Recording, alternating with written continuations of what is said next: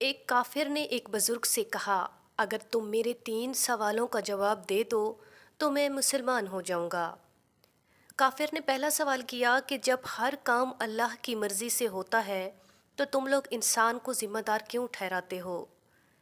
کافر نے دوسرا سوال کیا، جب شیطان آگ کا بنا ہوا ہو تو اس پر آگ کیسے اثر کرے گی؟ تیسرا سوال اس نے یہ کیا کہ جب تمہیں اللہ تعالیٰ نظر نہیں آتا تو اسے کیوں مانتے ہو؟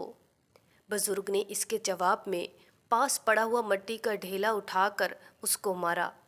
اس کو بہت غصہ آیا اور اس نے قاضی کی عدالت میں بزرگ کے خلاف مقدمہ دائر کر دیا۔ قاضی نے بزرگ کو بلایا اور ان سے پوچھا کہ تم نے کافر کے سوالوں کے جواب میں اسے مٹی کا ڈھیلا کیوں مارا؟ بزرگ نے کہا، یہ اس کے تینوں سوالوں کا جواب ہے۔ قاضی نے کہا، وہ کیسے؟ بزرگ نے کہا، اس کے پہلے سوال کا جواب یہ ہے کہ میں نے یہ ڈھیلا اللہ کی مرضی سے اسے مارا ہے، تو پھر اس کا ذمہ دار مجھے کیوں ٹھہراتا ہے؟ اس کے دوسرے سوال کا جواب یہ ہے کہ انسان تو مٹی کا بنا ہوا ہے، پھر اس پر مٹی کے ڈھیلے نے کس طرح اثر کیا؟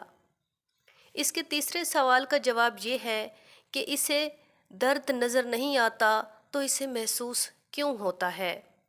اپنے سوالوں کے جواب سن کر کافر فوراً مسلمان ہو گیا۔